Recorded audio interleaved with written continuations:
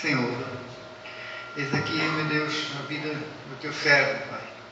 E nessa noite, mais uma vez, Senhor, vai trazer a tua palavra para que possamos, meu Deus, sair daqui diferente de como entramos, Pai. Tua palavra venha nos ensinar, venha nos confrontar, Pai, para a honra e glória do teu nome, e usa ele, Pai. Amém e amém. Aleluia! Dá um aplauso ao Senhor Jesus aí. E pedir ajuda do Espírito Santo para ele fazer que nem ele fez hoje de manhã lá em Tijucas, né? Me usar aqui para dar uma anestesia em vocês aqui. Porque hoje vai ser forte o negócio aqui, amém? Diga para vocês, irmão, segura bem firme na cadeira aí. Vou fazer igual a irmã velha. Não vou fazer igual a irmã velha, não, tá? A irmã velha diz que a palavra de abertura é dura. Não vou fazer isso, né? Porque a gente assusta todo mundo, né? Eu só digo para você, segura bem na cadeira hoje, porque hoje vai ser forte. Mas, assim como na libertação do povo, né? Do Egito, eles tiveram que comer ervas amargas, né? O amargo cura, né? Eu e minha esposa, a gente gosta muito de tomar aquele, como é que chama? Que a gente pede quando a gente vai comer um lanche, alguma coisa? Não. Não, mulher. A bebida. Deu branco? A tônica, a água tônica. A gente toma sempre água tônica, né? E na água tônica está escrito ali, né? O amargo cura. Né? O inimigo distorceu o sentido da Páscoa, né? E transformou tudo em chocolate, né? Mas a Páscoa verdadeira não é com chocolate. A Páscoa verdadeira é com ervas amargas, né?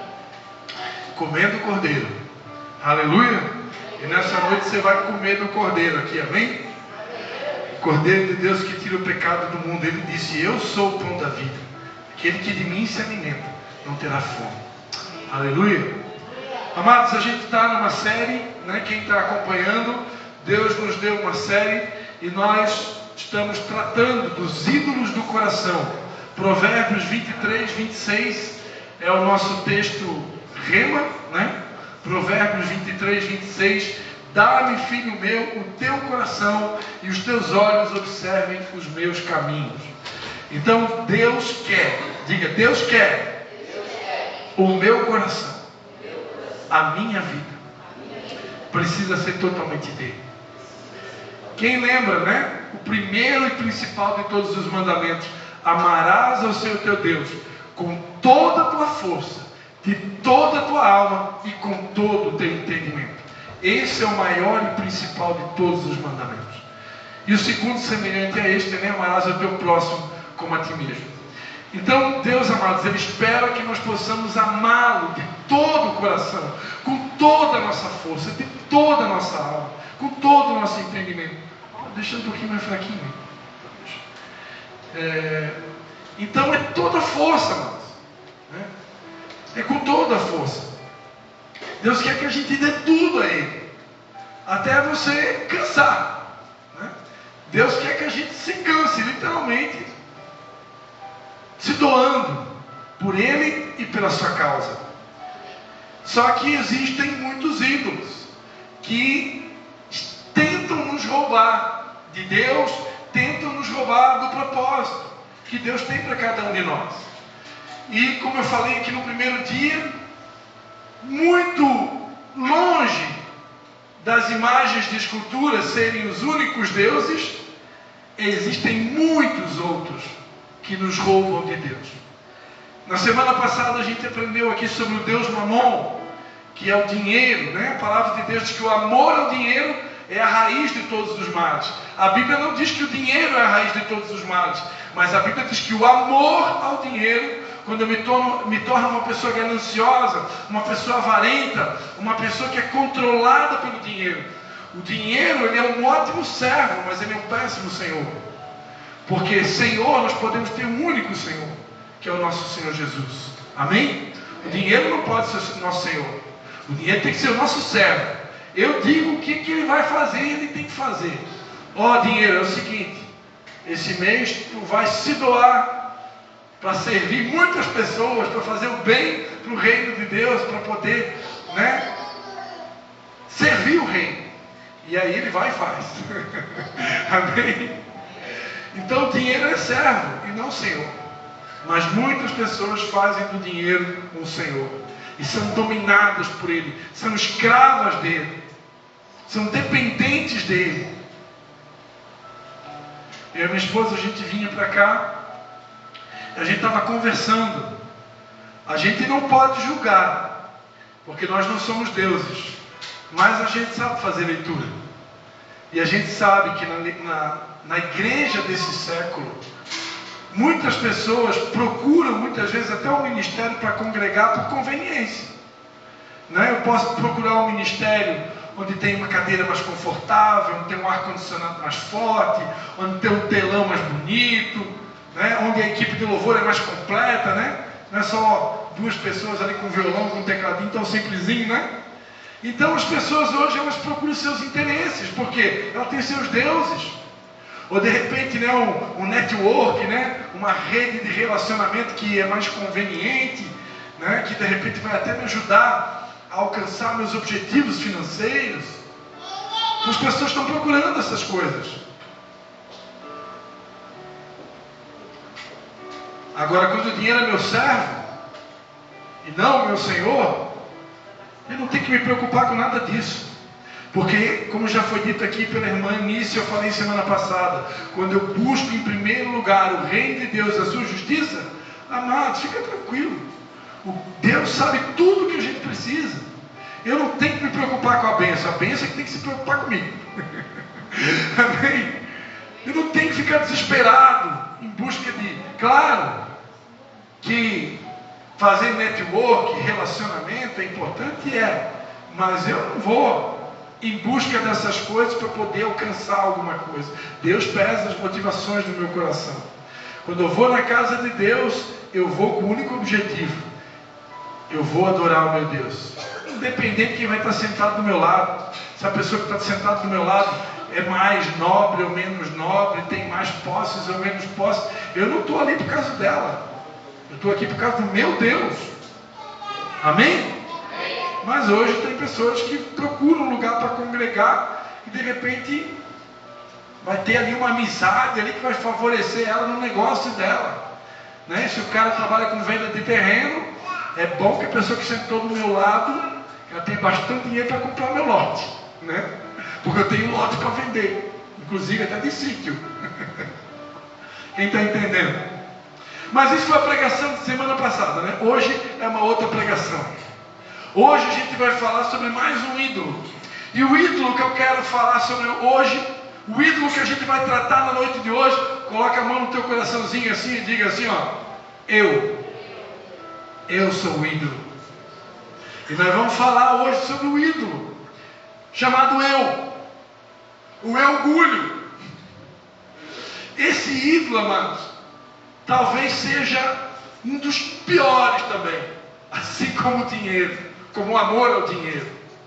Porque a Bíblia diz que Deus resiste ao soberbo, mas dá graça ao humilde. Já ouvi algum pregador dizer que o maior gigante que Davi, o rei Davi, precisou vencer, não foi o gigante Golias.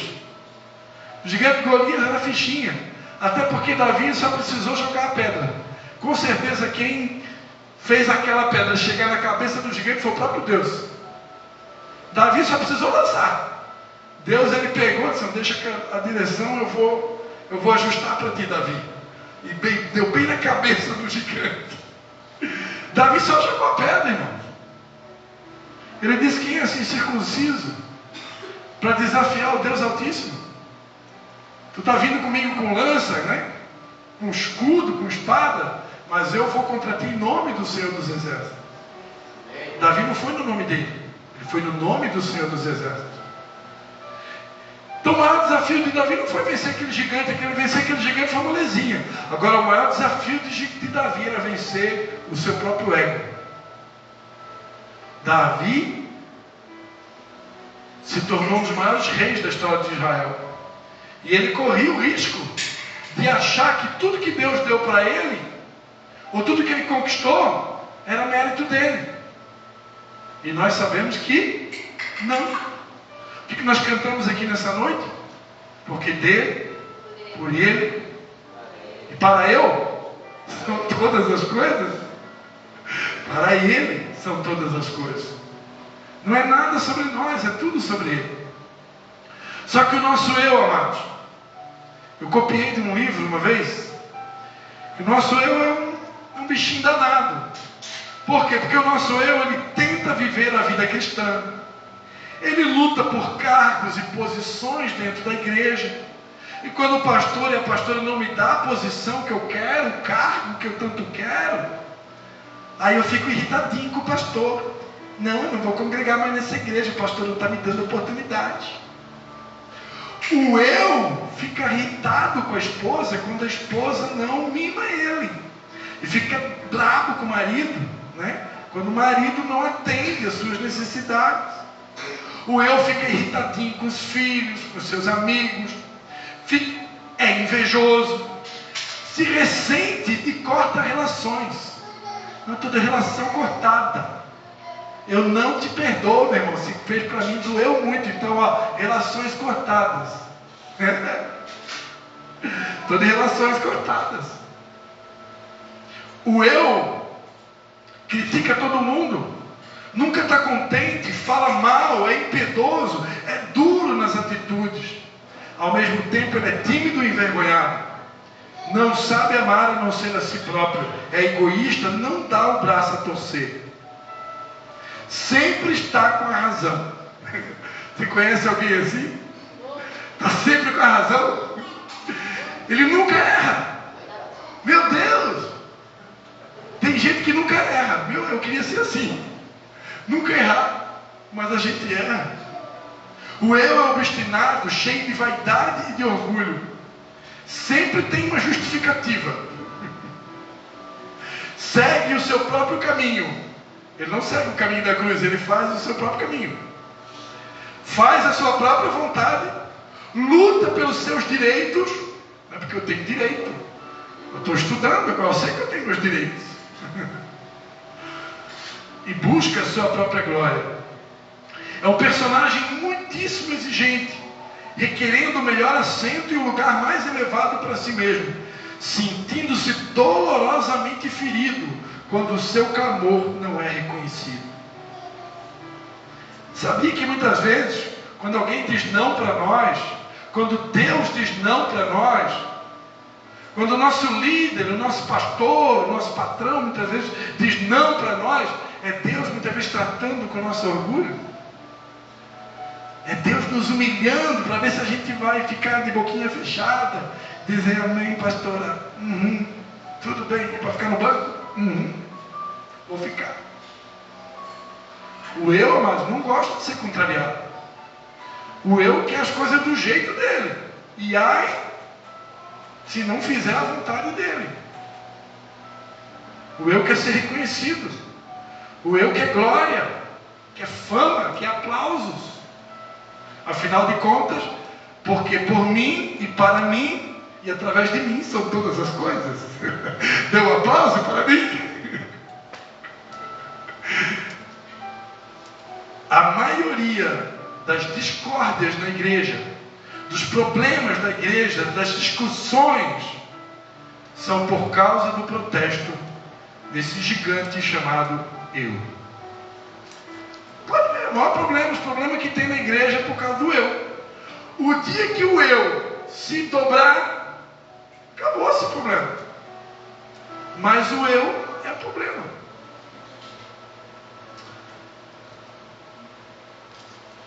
Em Êxodo, capítulo de número 4, Êxodo, capítulo de número 4, versículo de número 10.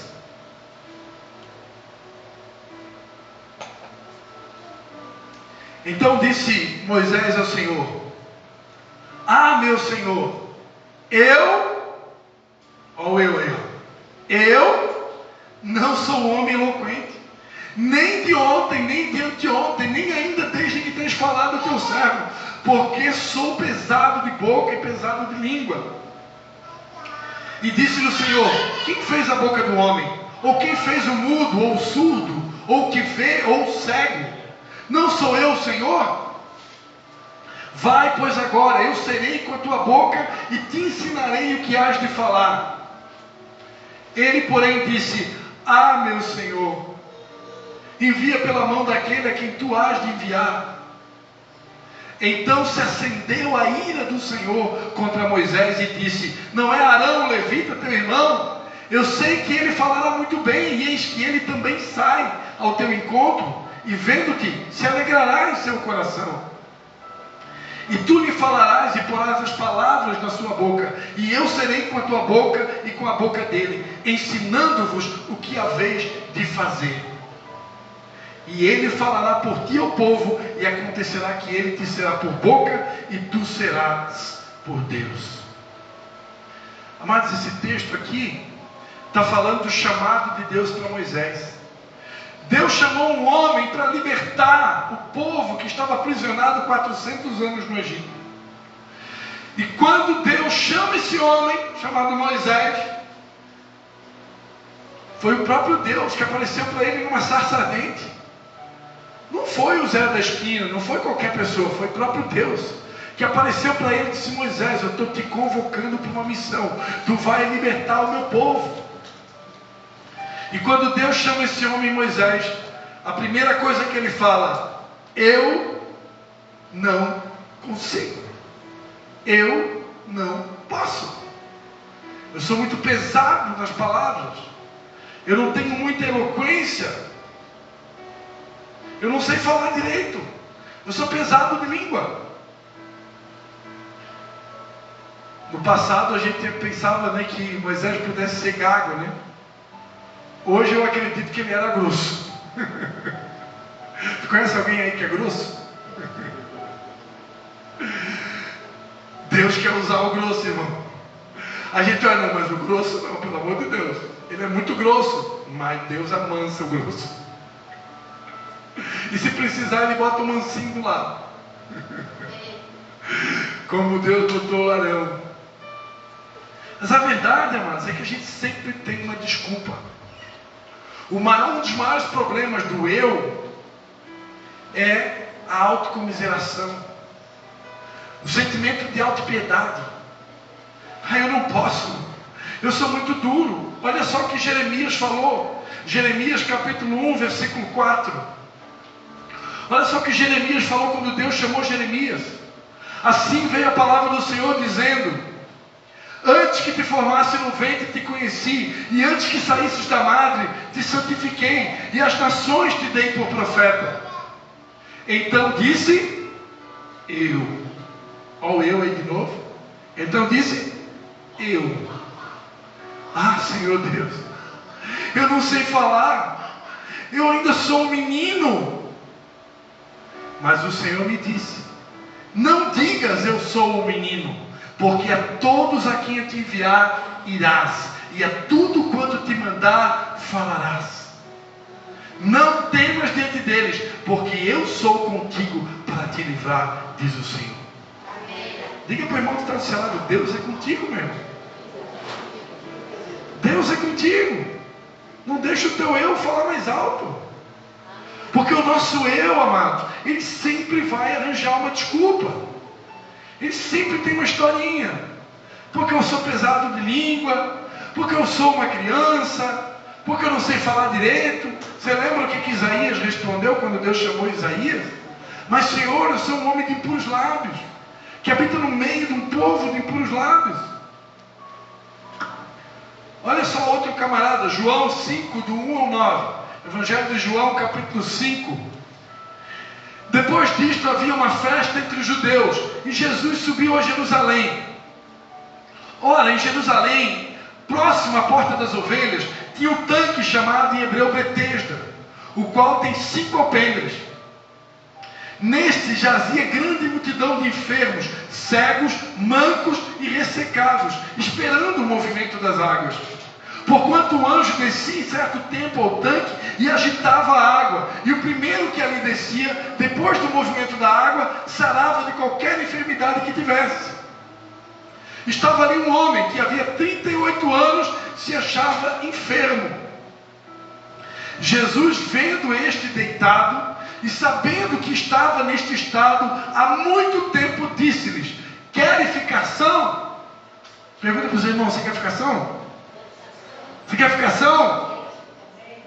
O enfermo respondeu-lhe: Senhor, eu não tenho homem algum que, quando a água é agitada, me ponha no tanque, mas quando eu vou, desce outro antes de mim. É o seguinte, Senhor, sempre alguém chega na minha frente. O privilegiado é sempre o outro.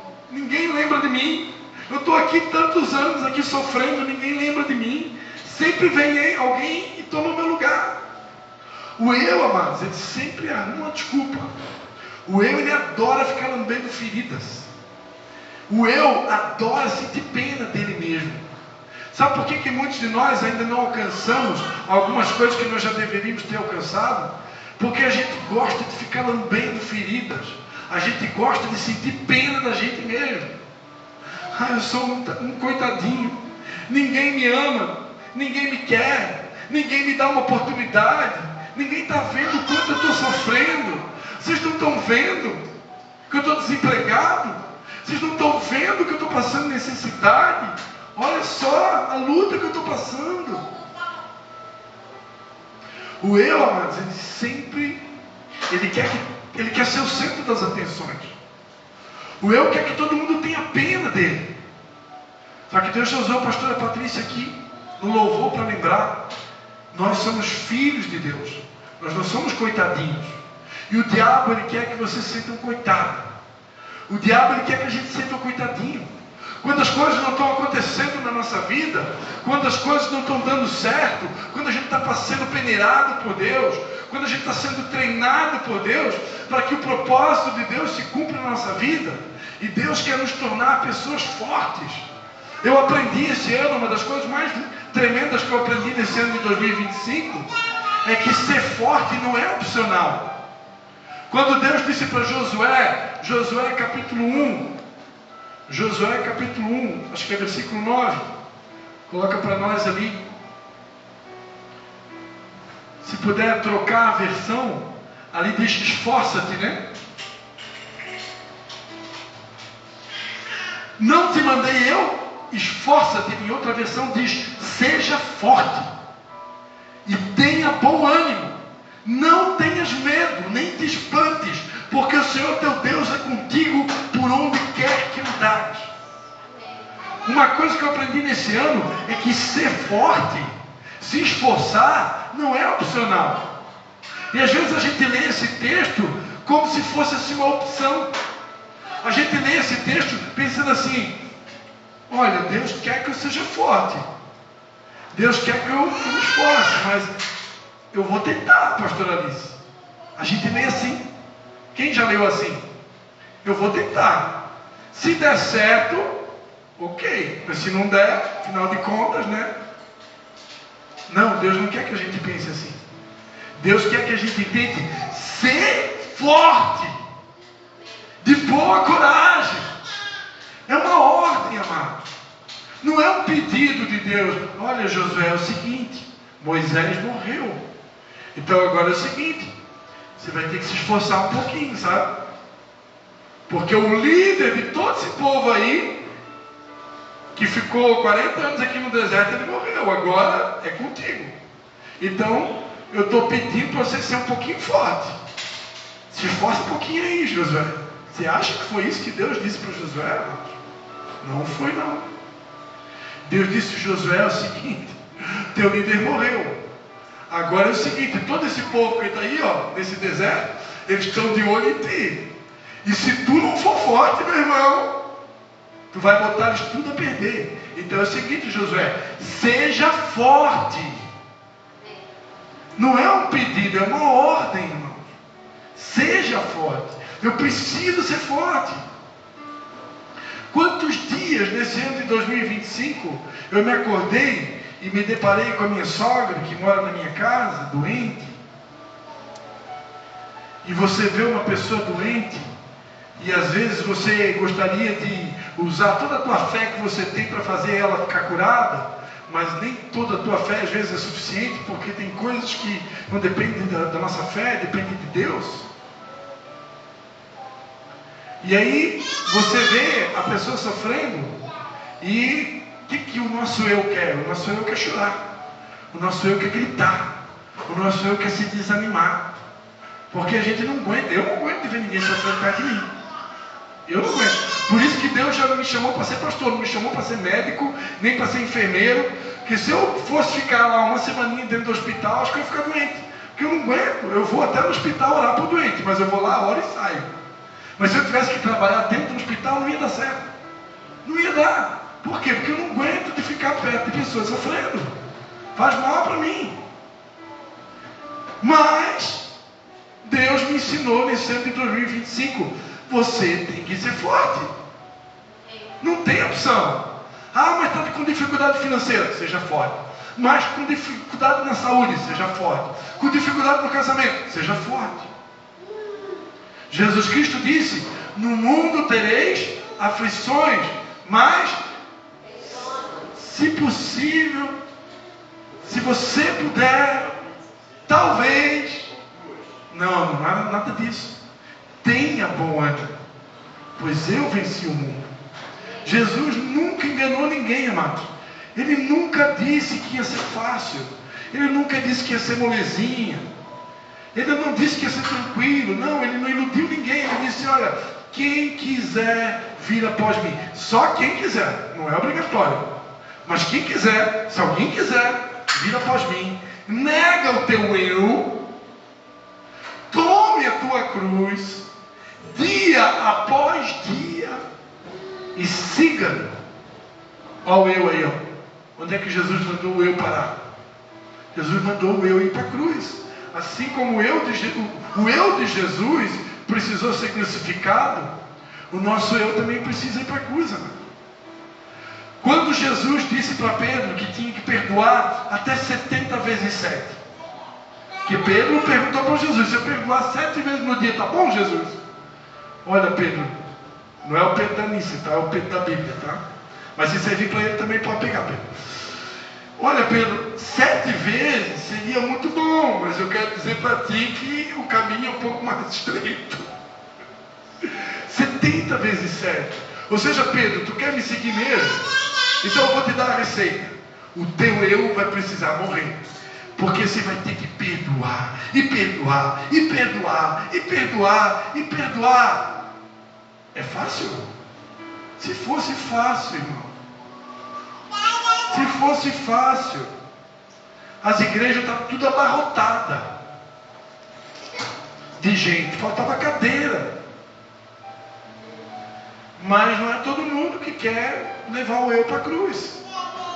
Não é todo mundo que quer morrer para que a vontade de Deus seja feita.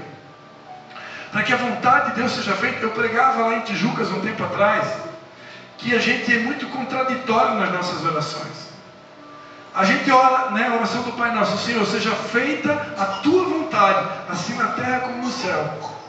Mas quando Deus usa alguém, ou o próprio Espírito Santo, começa a nos levar por um caminho diferente daquele que eu gostaria de escolher para a minha vida, o nosso eu grita. Olha só o que Jesus disse para Pedro depois que Jesus ressuscitou. Evangelho de João, capítulo 21. Evangelho de João, capítulo 21. Jesus aparece para Pedro. Aí no versículo 15, ele vai dizer, né? Simão, filho de João, amas-me mais do que estes? Ele respondeu: sim, Senhor, tu sabes que eu te amo. Disse-lhe: apacenta os meus cordeiros. Tornou a perguntar: Simão, filho de João, amas-me? Ele respondeu: sim, Senhor, tu sabes que eu te amo. Disse-lhe Jesus: apacenta as minhas ovelhas. Perguntou pela terceira vez: Simão, filho de João, tu me amas? Simão entristeceu-se, porque Jesus tinha perguntado pela terceira vez: amas-me? Ele respondeu: Senhor, tu sabes tudo, tu sabes que eu te amo. Disse Jesus: apacenta as minhas ovelhas. Em verdade te digo, que quando você era mais moço, te cingias a ti mesmo e andavas por onde querias. Mas quando fores velho, versículo 18, estenderás as tuas mãos e outro te cingerá e te levará para onde o teu eu não queira. Amados, o que a gente aprende aqui com esse versículo aqui? Quando a gente é menino, quando a gente é criança, tanto biologicamente como na fé, a gente faz as nossas escolhas. Às vezes a gente dá um 7-1 no pai e na mãe, engana, né? Embora que eu nunca fiz isso. Eu não me lembro de algum dia ter mentido para o meu pai e para minha mãe, não lembro mesmo. Nunca fui de mentir, graças a Deus. Mas tem filho que mente para o pai, né? Tem filho que dá um 7-1. Onde é que você estava? Não, estava na casa da minha amiga. Tem certeza? Não estava na boate, não? Estava fazendo coisa errada? Não, estava na casa da amiga. Deixa eu ligar para a amiga. Não. Né? Então tem filho que engana os pais, né? Quando a gente é imaturo, quando a gente é criança, a gente escolhe o caminho que a gente quer, a gente anda por onde a gente quer, a gente faz o que dá na telha, né? E assim no caminhado espiritual também. Quando a gente ainda é criança na fé, a gente acha que pode fazer as nossas escolhas. Mas a partir do momento que eu fico adulto na fé, agora o meu eu, ele precisa morrer. A Bíblia diz que se o grão de trigo ele cair na terra e não morrer, ele fica só. Mas se ele morrer, ele dá muito fruto. Então, quando eu amadureço, eu preciso me render. A gente cantou aqui, ó, foi intencional. Toma-me, rendido estou aos pés da cruz. Essa música, amados, foi um ato profético, incentivando todos aqui a dizer: Senhor, toma-me. O meu eu está rendido. De fato, seja feita a tua vontade, assim na terra como no céu. Eu falava hoje de manhã, lá em Tijucas, que quando a gente estava vivendo um tempo de primeiro amor, um tempo de paixão, terminava o culto, amados, muitas vezes a gente ia para a casa dos discípulos fazer consolidação, discipular. Eu me lembro de domingo à noite sair da casa do discípulo 2 da madrugada. E a gente ainda escrever música para Jesus. Tá, mas na segunda-feira de manhã não tem que trabalhar? Tem. Mas quando eu estou crucificado com Cristo, eu agora não sou mais meu dono. Eu tenho um dono sobre mim. E se o Espírito Santo quiser me levar, depois do culto, para ir na casa do discípulo, para a gente ter um tempo de comunhão e ficar o tempo que ficar, isso está rendido, quando estão entendendo. Só que hoje, amados, termina o culto, tem igreja que muitas vezes terminou o culto, não dá nem tempo de dar paz do Senhor para o irmão, quando ele vê já foi, né? Está correndo contra o relógio, porque afinal de contas eu tenho que trabalhar amanhã. Mas todo mundo tem que trabalhar amanhã. Todo mundo tem que trabalhar amanhã. Mas será que eu realmente estou perguntando para o Espírito Santo: Espírito Santo, eu estou dando o meu melhor para Deus? Eu estou realmente fazendo tudo o que eu preciso fazer? Hoje de manhã eu ministrei um pouquinho sobre aqueles 4 pilares ali, ó. Aqueles 4 pilares é a missão da igreja. A missão da igreja é ganhar almas para Jesus, consolidar essas almas, discipular elas e enviar. É para isso que a gente está aqui nesse mundo. Só que isso aí dá trabalho. Dá trabalho. Eu tenho que arranjar tempo para poder ganhar almas para Jesus. Eu tenho que arranjar tempo para consolidar essas almas. Eu tenho que arranjar tempo para treinar essas almas. Eu tenho que arranjar tempo para enviar elas. O meu eu vai ter que morrer. Por quê?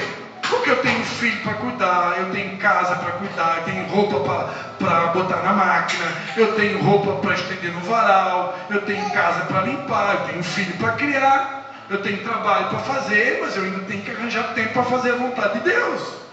Porque eu também preciso fazer a vontade de Deus. Ah, mas pastor, é estreito, porque eu tenho tanta coisa para fazer. Sim. Olha o que Jesus disse. Evangelho de Mateus, capítulo de número 7, versículo 13. Mateus 7, 13. Entrai pela porta estreita, porque larga é a porta, e espaçoso o caminho que conduz à perdição, e muitos são os que entram por ela.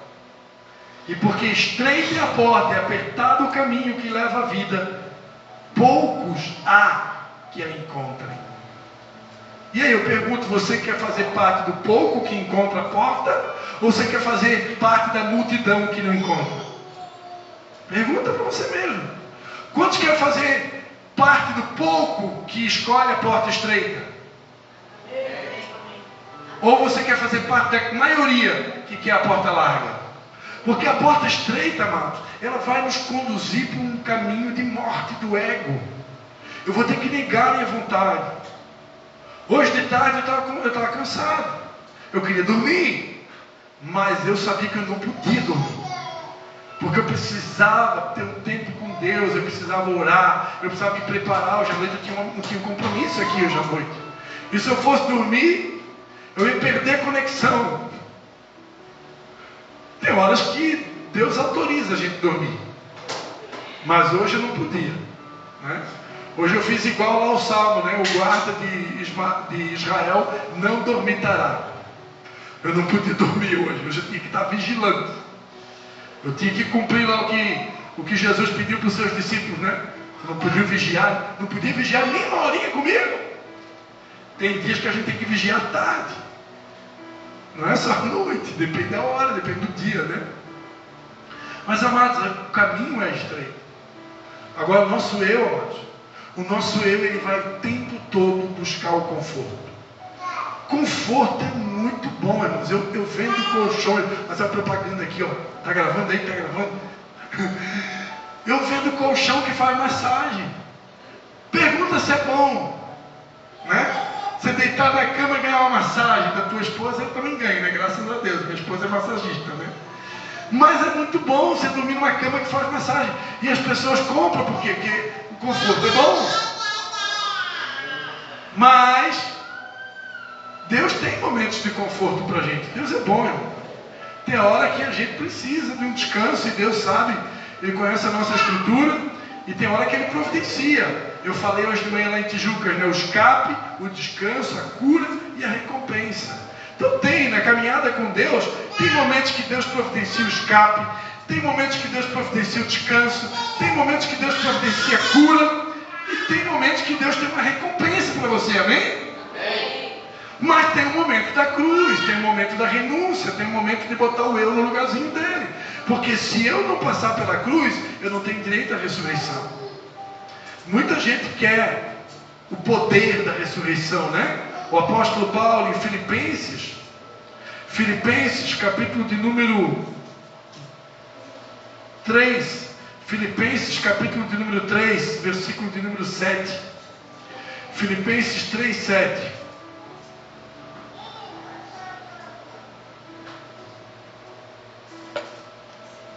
Briane é rápido no gatilho lá, né? O apóstolo Paulo disse: o que para mim era ganho, reputei-o perda por Cristo. E na verdade tenho também por perda todas as coisas pela excelência do conhecimento de Cristo Jesus. Vou fazer uma pausa aqui. Quantos aqui estão dispostos a perder todas as coisas pelo conhecimento de Cristo Jesus, né? Essa pergunta para você aí. Meu Senhor, pelo qual eu sofri a perda de todas essas coisas e as considero como escória para que possa ganhar a Cristo e seja achado nele, não tendo a minha justiça que vem da lei, mas a que vem pela fé em Cristo, a saber, a justiça que vem de Deus pela fé, para conhecê-lo e o poder da sua ressurreição e a comunicação das suas aflições, sendo feito conforme a sua morte. Muda a versão para a gente, nós, deixa o versículo 10 ali, e muda a versão para nós, Breno. Coloca ali a Nova Almeida atualizada para ver. A NAA, pode ser a King James, pode deixar a King James. Para conhecer a Cristo e o poder da sua ressurreição e a participação dos seus sofrimentos, identificando-me com ele na sua morte. Deixa no versículo 10 aí. Quantos querem o poder da ressurreição aqui? Quem aqui já ouviu falar? Fulano de tal é cheio do poder. O profeta lá é cheio da glória. Quando ele abre a boca tem poder. É bênção? Você quer ter esse poder? Né? Oh, apóstolo Paulo ele queria ter o poder também. Agora, quantos querem a participação nos seus sofrimentos? Quantos querem se identificar com ele na sua morte? Agora diminuiu a quantidade, né? A gente quer o poder da ressurreição, mas a gente não quer a participação do sofrimento. A gente não quer identificação com morte, não quer identificação com vida. Só que não existe vida sem morte. Não existe ressurreição sem crucificação. Jesus ressuscitou ao terceiro dia, mas antes ele precisou ir para a cruz. Então, se eu quero o poder da ressurreição, muitas vezes o meu eu vai precisar morrer. Calma. Não estou falando da morte física. Eu estou falando de negar a minha vontade. Dá um exemplo prático, pastor Christian. Eu dou um exemplo prático.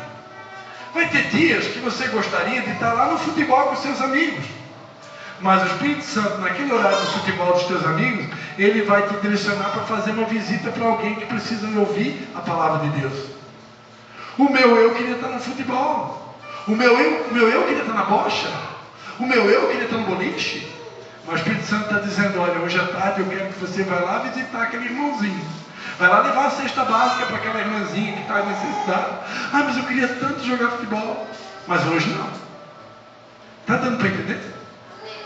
Fazer a vontade de Deus muitas vezes vai te empurrar para negar a tua vontade.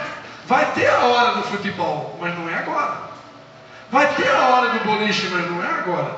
E se eu tenho comunhão com o Espírito Santo e eu sou sensível à voz dele, meu amado, nem sempre vai dar para ser do meu jeito. Jesus disse, o Senhor disse, os meus caminhos não são os vossos caminhos, nem os meus pensamentos, os vossos pensamentos. Isaías 55, eu quero encerrar com esse texto. Isaías capítulo 55, versículo de número 8. Vamos botar no versículo 7 antes. Isaías 55, 7. Abandone o ímpio o seu caminho e o homem mau as suas maquinações, e volte para Yahvé, pois ele terá misericórdia dele. Retornai ao nosso Deus, pois ele dá de bom grado o seu perdão. Afinal, os meus pensamentos não são os vossos pensamentos, e os vossos caminhos não são os meus caminhos, afirma Yahvé, o Senhor. Assim como os céus são mais altos do que a terra, também os meus caminhos são mais altos do que os vossos caminhos, e os meus pensamentos mais altos do que os vossos pensamentos. Amém, amados? Vamos ficar de pé?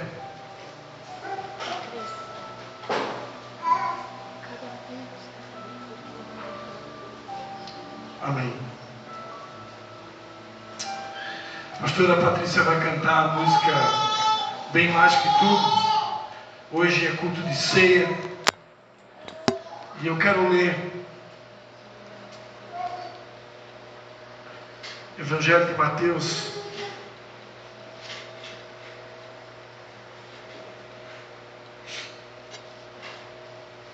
Mateus capítulo 26. Mateus capítulo 26, versículo de número 36. Então Jesus foi com seus discípulos e chegando a um lugar chamado Getsemane, disse-lhes: assentai-vos por aqui enquanto vou ali para orar. Levou consigo a Pedro e aos 2 filhos de Zebedeu e, começando a entristecer-se, ficou profundamente angustiado. Então compartilhou com eles, dizendo: a minha alma está sofrendo dor extrema, uma tristeza mortal. Permanecei aqui e vigiai junto a mim.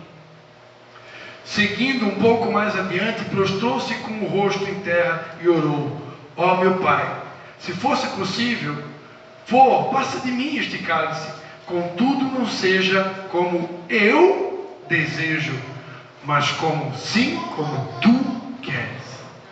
Jesus levou o eu dele para a cruz, para que nós pudéssemos encontrar vida. Jesus precisou morrer. E essa é uma noite onde nós vamos relembrar o sacrifício de Jesus na cruz. Jesus, amados, ele deu todo o seu sangue, ele deu toda a sua vida. E o quanto nós estamos dispostos de abrir mão por amor a Ele. Está chegando um tempo agora muito perigoso, que é o mês de dezembro. É o mês em que a gente dá uma desacelerada, as células param. É uma espécie de férias, né? Só que não esqueça, amados, ninguém pode tirar férias de Deus. E não existe férias da vontade de Deus.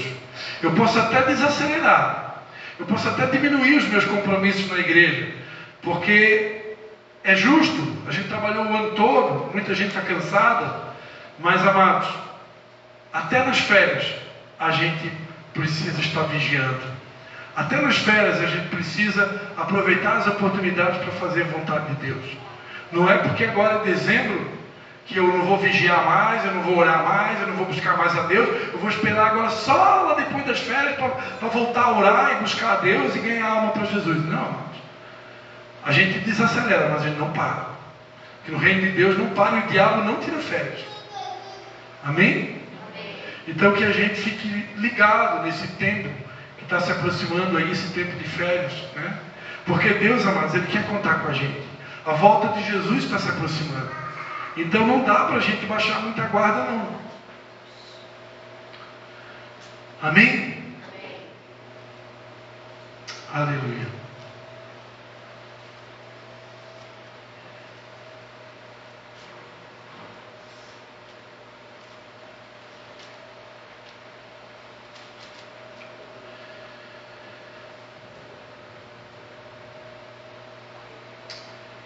Tendo dado graças, Jesus partiu o pão e disse: isto é meu corpo que é entregue por vocês. Fazei isto em memória de mim. Semelhantemente, depois de cear, tomou o cálice, dizendo: este cálice é a nova aliança do meu sangue. Fazei isto todas as vezes que beberdes em memória de mim. Pois todas as vezes que comerdes este pão e beberdes este cálice, anunciais a morte do Senhor, até que Ele venha. Portanto, qualquer que comer o pão ou beber o cálice do Senhor de maneira indigna, será culpado do corpo e do sangue do Senhor. Examine-se o homem a si mesmo, antes de comer deste pão e beber deste cálice. Amados, uma coisa que Deus já usou meu pai para falar aqui algumas vezes. A ceia, ela não é exclusiva, a ceia ela é inclusiva. A ceia, ela inclui, a ceia, ela agrega. Não tem ninguém aqui que toma a ceia porque é digno. A gente toma a ceia porque o sangue de Jesus nos torna dignos. Ninguém é santo, totalmente santo. Totalmente santo é só Ele. Então, amados, a gente toma a ceia porque foi pago um alto preço. Jesus pagou um alto preço. E por causa do alto preço, hoje nós somos convidados a entrar na sua presença, a participar, a celebrar, a ter comunhão com a sua morte, se identificar com o sacrifício de Jesus. Ah, mas eu pequei. Cheguei aqui, eu identifiquei que eu estou em pecado. A Bíblia diz: examine-se e coma. Você pecou? Então peça perdão e receba do perdão. A Bíblia diz em Miqueias: quem é semelhante a ti, ó Deus, que perdoas e que esquece? Deus não só perdoa os nossos pecados, como esquece os nossos pecados. Mas eu preciso pedir perdão quando eu peco. Eu preciso me arrepender quando eu peco. Mas eu também preciso tomar posse do perdão. Porque se eu não aceitar o perdão, eu também estou sendo orgulhoso. E eu preciso reconhecer que é pela graça. É só pela graça que eu sou salvo. É só pela graça que eu participo da ceia. Porque se eu não pedir para levantar a mão aqui, quantas pessoas ficaram a semana inteirinha sem cometer nenhum pecado? Alguém vai levantar a mão? Então é pela graça. Mas se você sentir necessidade, peça perdão por algum erro que você cometeu hoje ou essa semana. Peça perdão e participe. Porque Deus quer que você participe. Você celebre o sacrifício, a morte e a ressurreição de Jesus. Amém? Eu vou convidar a todos vocês a vir até aqui na frente e pegar um cálice. E todos estão convidados. Todos aqueles que creem que Jesus é o Filho de Deus. Você pode vir até a frente. Todos são convidados a participar da ceia do Senhor. Ele levou sobre si as nossas transgressões, o castigo que nos traz a paz estava sobre ele, e por suas chagas fomos sarados. Ele tomou sobre si as nossas maldições. Ele sofreu para que tivéssemos perdão. O seu sangue derramou para nos resgatar das trevas e nos lavar de toda iniquidade. Jesus, pão da vida. Jesus, luz do mundo. Príncipe da paz, maravilhoso conselheiro, fonte de eternidade, amor.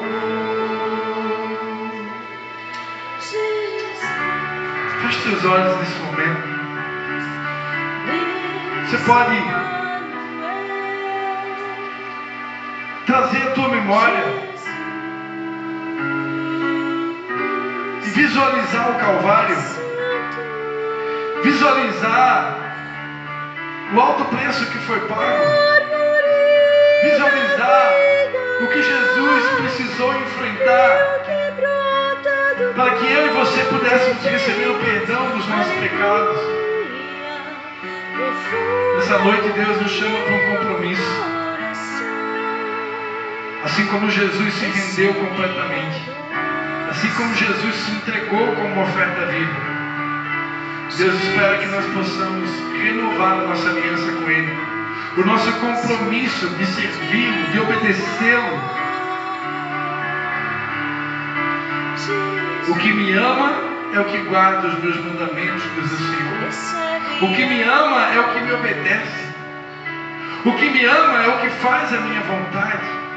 O que me ama é o que se rende, é o que se entrega. Aleluia. Oh Senhor Jesus, muito obrigado. Muito obrigado por ter enfrentado a cruz. Muito obrigado por ter aberto mão da tua vontade. Muito obrigado por ter se rendido ao propósito do Pai. Muito obrigado por ter dito sim para Deus. Muito obrigado por tamanho sacrifício. Muito obrigado por todo o teu sangue derramado ali na cruz. Obrigado pelo teu corpo que foi sacrificado, moído pelas nossas transgressões, para que através do teu sacrifício eu pudesse receber o perdão dos meus pecados. Muito obrigado, Senhor Jesus, porque somente através do teu sacrifício que eu posso receber o perdão dos meus pecados.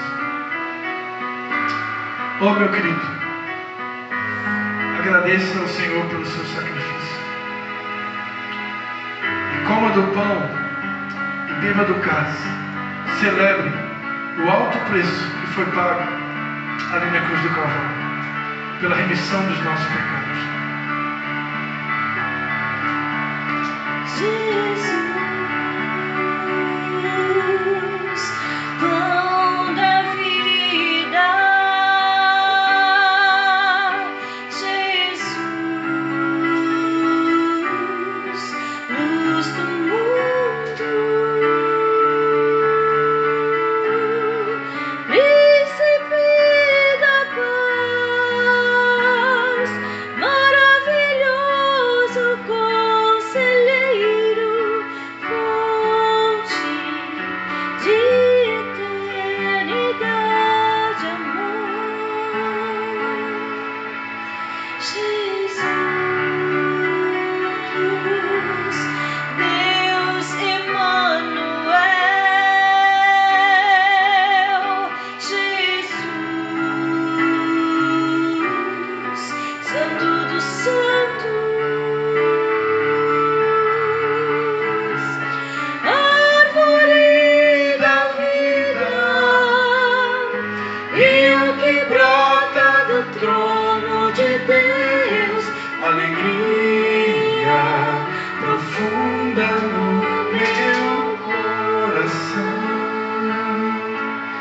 recebe adoração.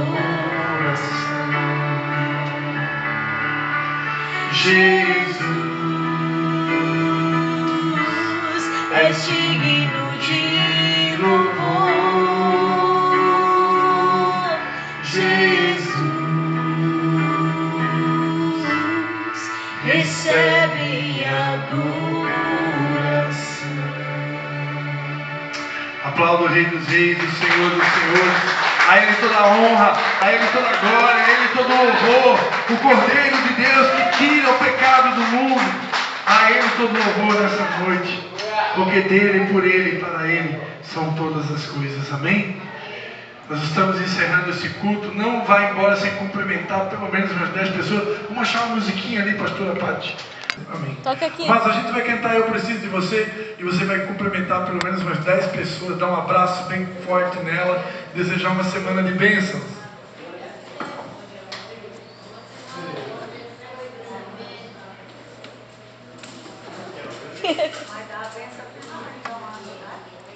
O amor de Deus, o Pai, a graça do Senhor Jesus e a comunhão do Espírito Santo seja com cada um de vocês. Amém?